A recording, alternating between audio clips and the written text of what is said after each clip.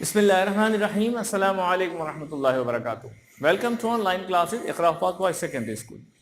अजीज़ तलबा, आज हम चैप्टर 13 में आपको खुशामदीद कहते हैं और ये हमारा लाइट का पहला चैप्टर है।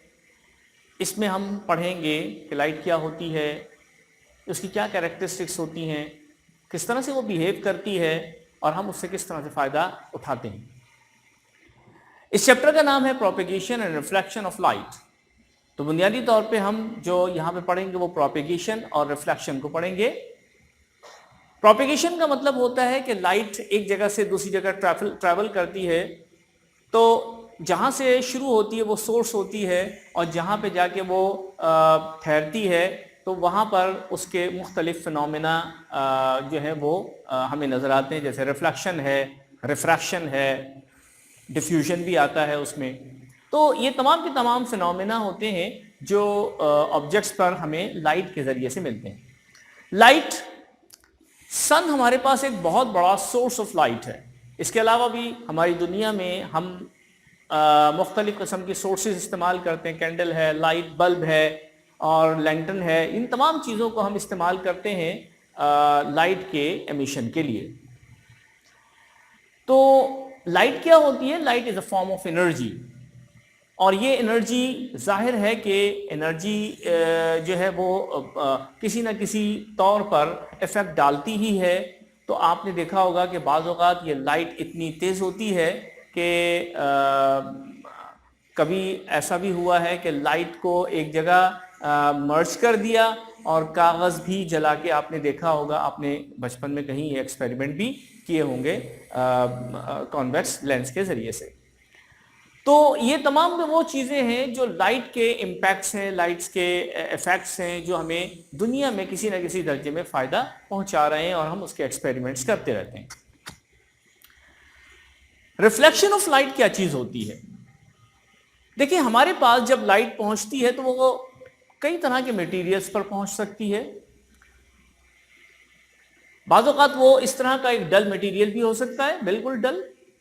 लाइट इसके अंदर इस पे पहुंचती है और पहुंचने के बाद इसमें से रिफ्लेक्ट बैक नहीं हो रही, इसलिए कि पूरा का पूरा मटेरियल ऐसा है कि इसमें लाइट के रिफ्लेक्ट होने के कोई चांसेस ज़ाहिर नज़र नहीं आते, बिल्कुल रफ है ये।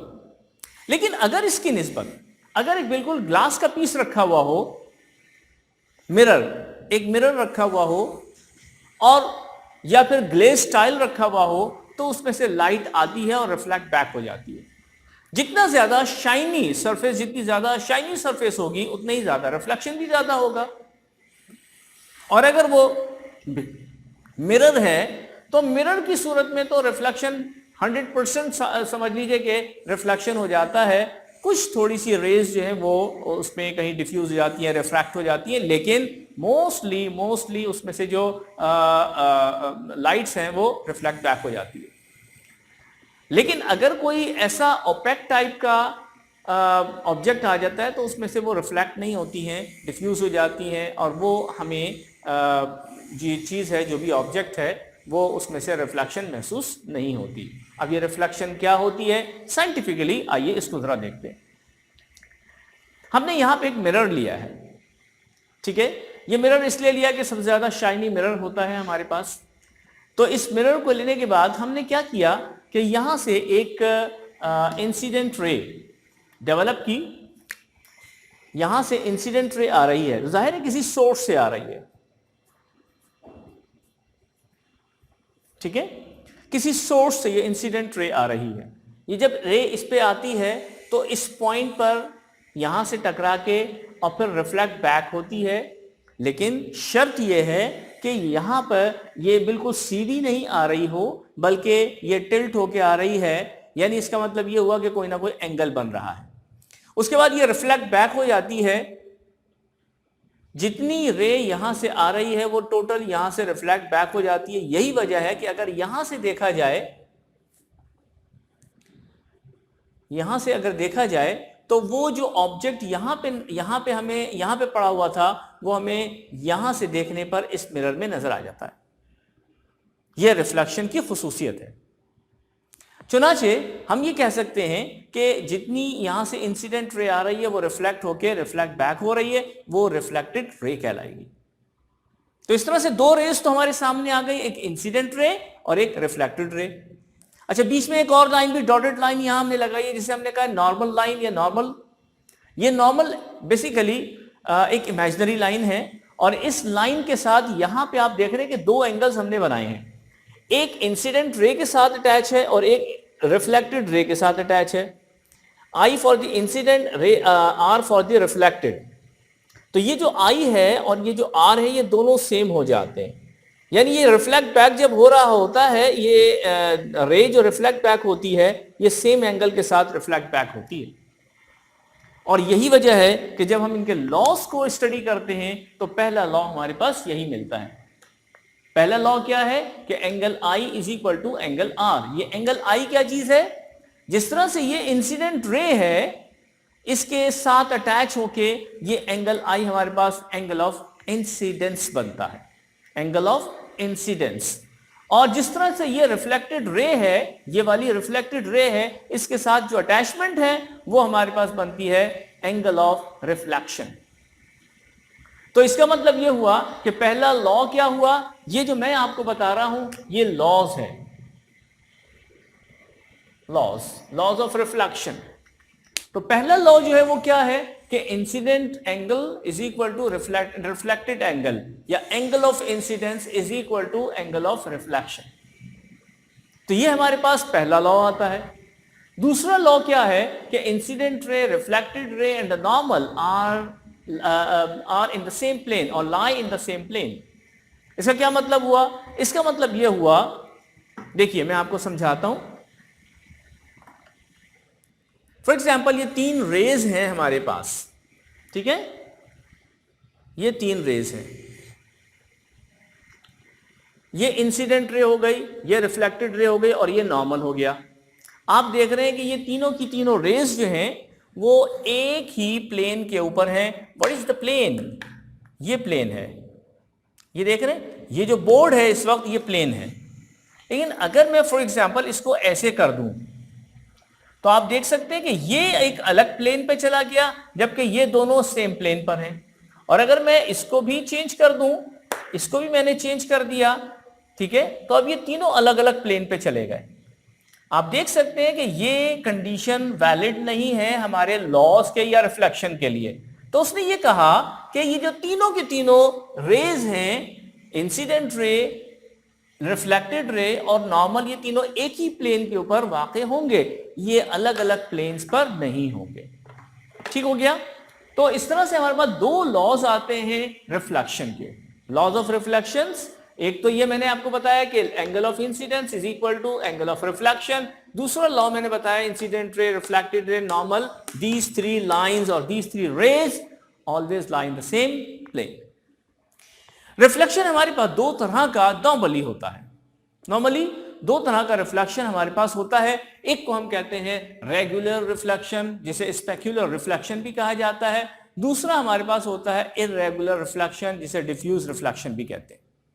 इन दोनों में क्या फर्क होता है? एग्जाम में ये पेपर में क्वेश्चन आता है कि differentiate between regular and irregular reflection. So अगर एक शाइनी सरफेस ली जाए, ये शाइनी सरफेस है, इसके ऊपर मैंने 4 इंसिडेंट रेज रखी हैं जो सेम बीम के साथ इसके साथ आके टकराती हैं और टकराने के बाद रिफ्लेक्ट बैक हो जाती हैं। जिस बीम के साथ ये आ रही हैं, जिस डिस्टेंस और जिस विड्थ के साथ, उसी डिस्टेंस और उसी विड्थ के साथ ये बीम से ये वही बीम जो है वो रिफ्लेक्ट बैक हो जाती है। ये मिरर यहां पर इस्तेमाल हुआ। आपने देखा कि ये रे आ रही है, चलिए इसको हम थोड़ी सी नंबरिंग अगर कर दें, number 1, number 2, number 3, number 4। Number 1 रे जो आ रही है वो कहां पर रिफ्लेक्ट, कहां पे स्ट्राइक कर रही है? यहां पे। अच्छा, ये पॉइंट आपको पता है इसको क्या कहते हैं? इसको कहते हैं पॉइंट ऑफ इंसिडेंस। ये वाला पॉइंट ऑफ इंसिडेंस कहलाता है। तो यहां पर इस तरह से 4 पॉइंट्स ऑफ इंसिडेंस पाए जाते हैं। तो पहली रे आके यहां पे टकराती है, यहां से रिफ्लेक्ट बैक हो जाती है, दिस इज फर्स्ट रे, ठीक है। सेकेंड रे यहां से आती है और उसी एंगल से रिफ्लेक्ट बैक हो जाती है, थर्ड यहां आके टकराती है और रिफ्लेक्ट बैक हो जाती है, फोर्थ भी यहां पे आके टकराती है और यहां से रिफ्लेक्ट बैक हो जाती है। तो इस तरह से ये चारों की चारों रेस जिस एंगल से आई थी उसी एंगल से रिफ्लेक्ट बैक हो जाती है। मैंने एग्जाम्पल के तौर पे एक नॉर्मल भी ड्रॉ कर दिया, मैंने ये फोर्थ के साथ ड्रॉ किया है, ठीक है, इस फोर्थ के साथ यहां एक नॉर्मल ड्रॉ किया, तो जो एंगल आई यहां पर नजर आ रहा है वही एंगल आर यहां पर भी हमें नजर आएगा। ठीक हो गया। तो इस तरह से हमारे पास क्या बना कि ये रेगुलर रिफ्लेक्शन है, जो चीज हमें जिस शेप में, जिस अंदाज से और जिस साइज की नजर आ रही है वो असल में उसी तरह से है। यही वजह है कि हम हर चीज को उसके एक्चुअल साइज में भी देखते हैं और एक्चुअल पोजीशन पर भी देखते हैं। ये रेगुलर रिफ्लेक्शन की एक प्रॉपर्टी है। अच्छा, इरेगुलर रिफ्लेक्शन में क्या होता है? इरेगुलर रिफ्लेक्शन में लॉज ऑफ रिफ्लेक्शन अप्लाई नहीं हो रहे होते। रिफ्लेक्शन हो रहा है अपनी जगह पे, लेकिन लॉज ऑफ रिफ्लेक्शन अप्लाई नहीं होते। इसका मतलब है कि ये आई और आर बराबर नहीं होंगे। Incident ray, reflected ray, normal रे, ये तीनों आपस में एक ही प्लेन पर वाक़ई नहीं होंगी। तो हम इसकी जरा एक ऑब्जर्वेशन लेते हैं। ये एक रफ सरफेस हमने बनाई है। ये रफ सरफेस कोई भी हो सकती है। फॉर एग्जाम्पल एक यानी जमीन की ना हमवार सतह भी हो सकती है ये। अब इसमें भी आपके पास देखें, ये फर्स्ट, ये सेकेंड, ये थर्ड और ये फोर्थ, 4 रेस यहां पर आ रही हैं। फर्स्ट जो इंसिडेंट यहां पर हो रही है, उसकी पॉइंट ऑफ इंसिडेंट ये हो रहा है, लेकिन जिस एंगल से ये आ रही है आई, उस एंगल से ये जा नहीं रही। इसका मतलब है कि I is not equal to R. I is not equal to R, ये फर्स्ट के केस में, और हर केस में ऐसा ही होगा। तो ये फर्स्ट रे आ रही है, यहां चली गई, सेकेंड रे आ रही है, वो यहां चली गई, थर्ड रे आ रही है, वो यहां पहुंच गई, और फोर्थ यहां पे चली गई। तो आप देख रहे हैं कि ये इर्रेगुलर रिफ्लेक्शन हो रहा है। इर्रेगुलर रिफ्लेक्शन होने की वजह से हमारे पास यहां पे डल सरफेस होने की वजह से रिफ्लेक्शन तो हुआ, लेकिन ना हमवार सतह की वजह से रिफ्लेक्शन तो हुआ, लेकिन वो एग्जैक्टली वो चीज हमें नजर नहीं आती, उसी साइज की, उसी तरह की, और ना ही यहां पर कोई रिफ्लेक्शन हमें इस तरह का नजर आता है। हम रिफ्लेक्शन को जानते हैं कि क्या होता है, रिफ्लेक्शन हमें पता है कि क्या होता है। वो कैसे? कि जब भी कोई मिरर रखा हुआ हो और आप टॉर्च की रोशनी डालें, तो वो टॉर्च की रोशनी जो है वो वहां पर रिफ्लेक्ट बैक होके एक स्क्रीन पे इमेज देती है। और इसके साथ साथ जब ये इर्रेगुलर रिफ्लेक्शन होता है, तो इर्रेगुलर रिफ्लेक्शन में ऐसी कोई इमेज आपको बनती हुई नजर नहीं आती। अब एक आखिरी बात आपको और बताएं, वो ये कि इर्रेगुलर रिफ्लेक्शन की वजह से फायदा क्या होता है। अल्लाह ताला ने रेगुलर रिफ्लेक्शन का भी फिनोमेना हमें बता दिया, इर्रेगुलर रिफ्लेक्शन का फिनोमेना भी हमें बता दिया, लेकिन इर्रेगुलर रिफ्लेक्शन की सबसे बड़ी खूबी क्या होती है? आप सब फजर की नमाज पढ़ते हैं, फजर की नमाज पढ़ के जब आप बाहर निकलते हैं तो क्या सूरज निकल चुका होता है? कभी भी ऐसा नहीं होता। अभी तो सूरज निकलने में टाइम है, लेकिन रोशनी आहिस्ता आहिस्ता थोड़ी थोड़ी सी फैल चुकी होती है। और जब उसमें रोशनी में आप देख रहे होते हैं तो कोई चलता हुआ नजर आ रहा है, आप गौर से देखते हैं कि वो कौन चलता हुआ नजर आ रहा है, आपकी समझ में नहीं आ रहा, बहुत उसमें ब्लर्ड सी कैफियत नजर आती है। तो जब ब्लर्ड सी किसी कैफियत नजर आती है, तो आपने जब वो थोड़ा सा करीब आता है तो फिर आप पहचान लेते हैं कि हाँ ये ऐसा है, कौन है। यही वजह है कि वहां दूर की बिल्डिंग्स जो है वो बहुत धुंधली धुंधली सी नजर आती है, ग्रेइश मैटर जो है वो बिखरा हुआ नजर आ रहा होता है। सब कैसे होता है? कुछ ब्राइटनेस, कुछ डार्कनेस, कुछ इस तरह की सिचुएशन, दरमियानी सी कैफियत होती है। अब मैं आपको बताता हूं होता क्या।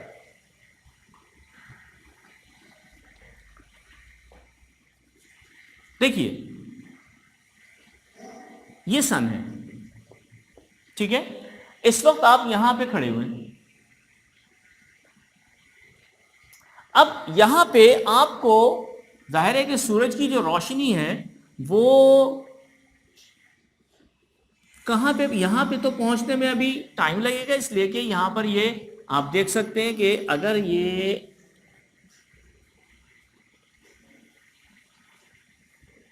यहां पे अच्छा, ये सब चीज़ें क्या हो रही है, यहाँ से टकरा के ये इस तरफ भी जा रही है और इसी तरीके से यहाँ से टकरा के ये इस तरफ भी जा रही है।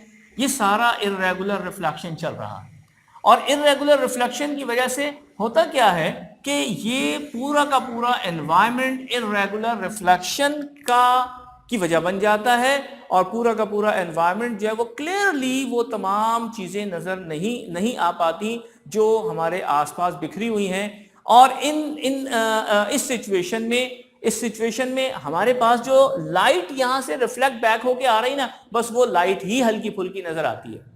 यही वजह है कि जब सूरज यहां से यहां पहुंचता है तो लाइट तेज होना शुरू हो जाती है और इसी तरह से जब सनसेट होता है मगरिब के बाद जब आप नमाज पढ़ के आते हैं तो बिल्कुल अंधेरा नहीं हो चुका होता, थोड़ी सी लाइट वहां पर अभी बाकी होती है और ये इर्रेगुलर रिफ्लेक्शन की वजह से होता है। होता क्या है कि यहां पे मुख्तलिफ पार्टिकल्स पड़े हुए, मैं एक पार्टिकल को ले रहा हूं, इस पार्टिकल को, ये पार्टिकल हमारे पास, और जब ये यहां से लाइट आती है इस पार्टिकल पे टकराती है तो रिफ्लेक्ट होके कहीं और निकल जाती है।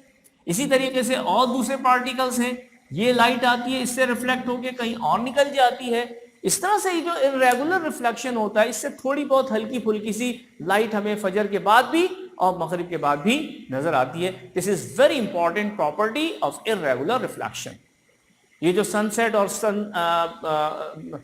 यानी डॉन का जो वक्त होता है सुबह का, फजर के बाद का, इसमें हमें जो हल्की फुल्की रोशनी नजर आती है ये इसी की मरहून मिन्नत होती है। एनीवे, ये दोनों फिनोमेना बहुत इंपॉर्टेंट फिनोमेना है, हमारी ज़िंदगी का एक हिस्सा है और इससे हमें बहुत फ़ायदे मिलते हैं। मुझे उम्मीद है कि इस लेक्चर को आपने अच्छी तरह से समझा होगा। इसको आप एक मरतबा और देखिएगा और इसके बाद इंशाअल्लाह हम अगला लेक्चर आपको बताएंगे जिसमें हम image formation of plane mirror बताएंगे इंशाअल्लाह। इजाज़त दीजिए। अस्सलाम वालेकुम वरहमतुल्लाहि वबरकातुहू।